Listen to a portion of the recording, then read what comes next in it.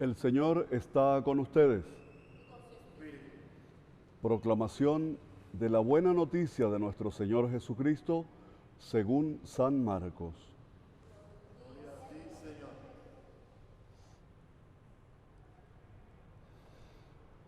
En aquel tiempo se acercaron a Jesús los fariseos y algunos escribas venidos de Jerusalén, viendo que algunos de los discípulos de Jesús comían con las manos impuras, es decir, sin habérselas lavado.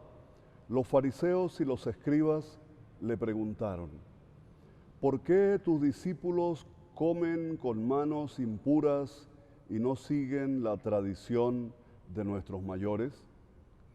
Los fariseos y los judíos, en general, no comen sin lavarse antes las manos hasta el codo, siguiendo la tradición de sus mayores.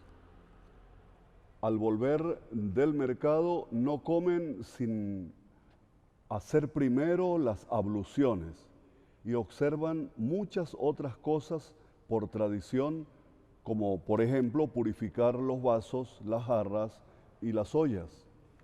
Jesús les contestó: «Qué bien profetizó Isaías sobre ustedes, hipócritas, cuando escribió: este pueblo me honra con los labios, pero su corazón está lejos de mí.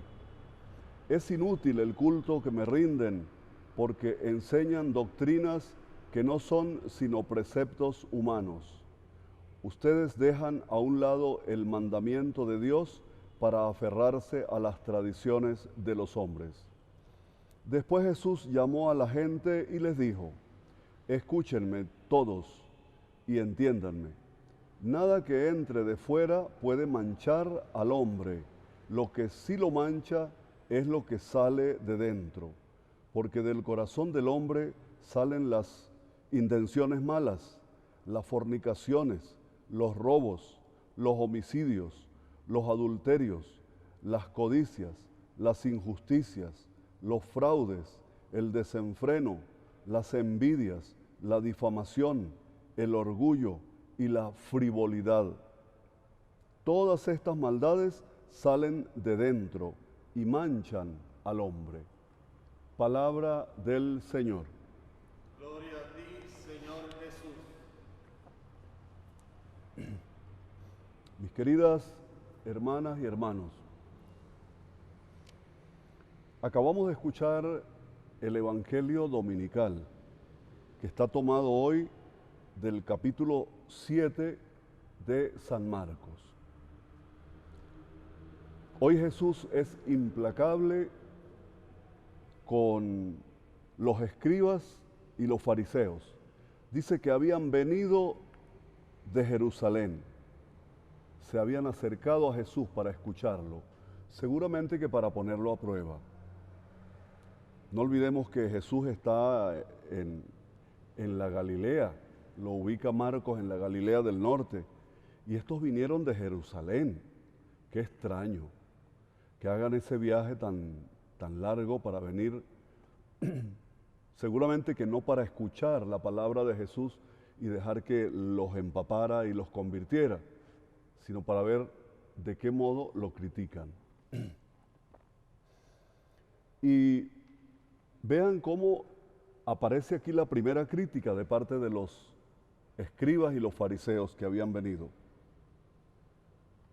¿Por qué sus discípulos comen con manos impuras y no siguen la tradición de nuestros mayores?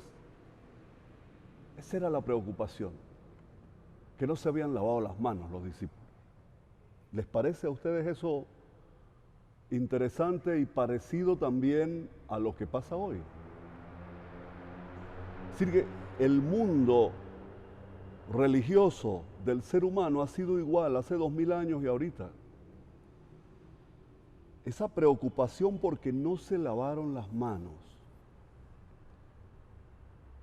Mientras que te encuentras con que ellos tienen esclavos, esos mismos fariseos y escribas, esos mismos les han quitado tierras a los pobres, los han dejado en base a una deuda, los han dejado sin tierra y sin nada y convertidos en esclavos ellos y su familia para poder pagar lo que deben.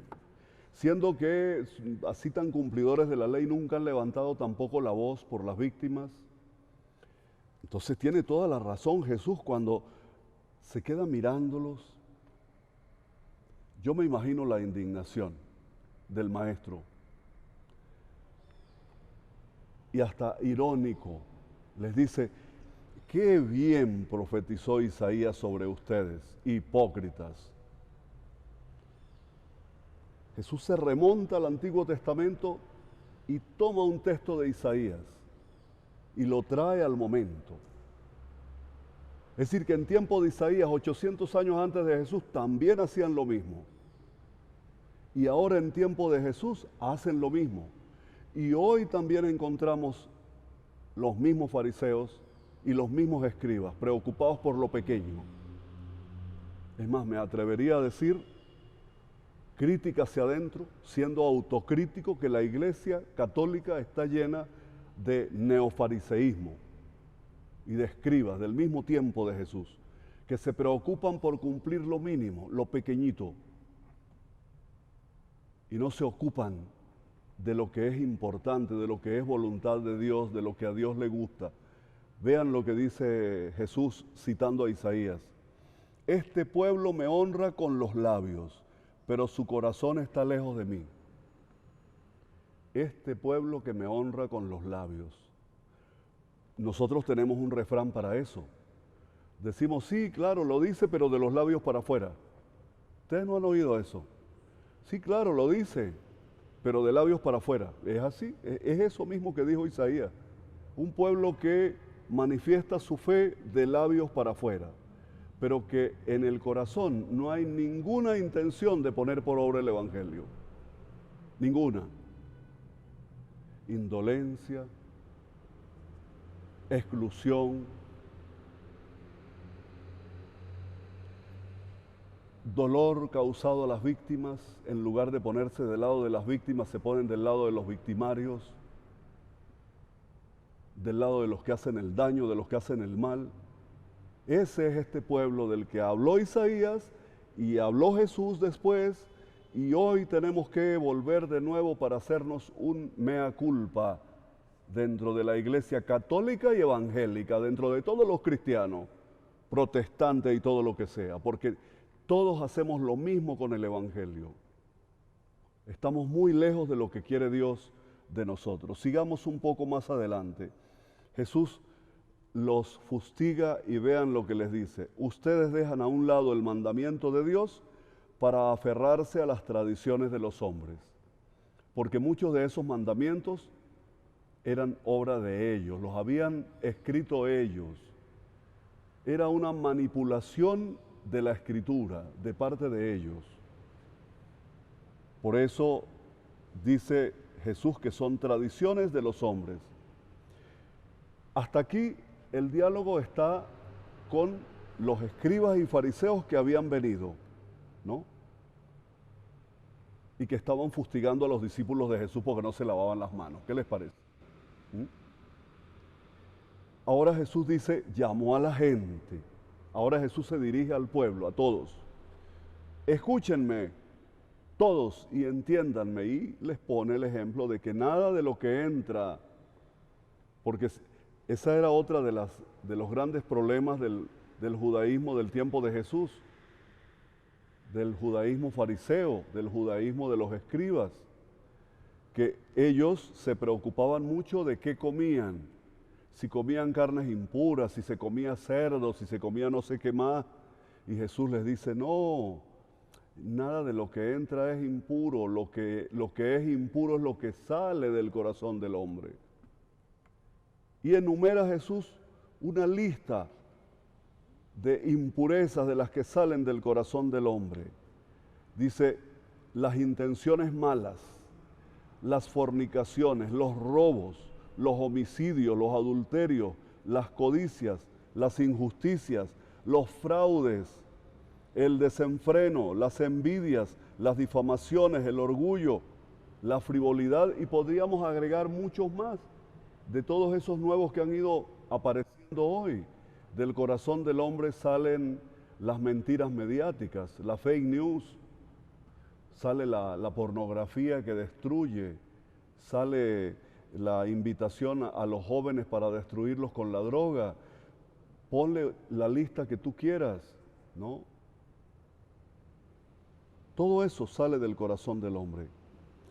De ahí que el gran peligro que corremos nosotros es sustituir la voluntad de Dios por tradiciones. Eso es un pecado. Jesús lo llama pecado. Jesús dice que eso está contra la voluntad de Dios. Sustituir la voluntad de Dios por tradiciones humanas, al servicio de nuestros propios intereses. ¿Cuántas veces uno se encuentra con feligreses, con gente humilde, con creyentes, atropellados por un solo canon del derecho canónico, por un artículo del derecho canónico, que se le dice, no, eso no se puede, así no, porque el derecho dice tal cosa, porque según tal cosa, en las parroquias, en nuestros despachos parroquiales, y la gente se va regañada. Cuando viene es a buscar y a encontrarse con Dios. Este es el gran pecado. Una vez que establecemos nuestras normas, las tomamos y las colocamos en el lugar de Dios. Recuerdo ahora,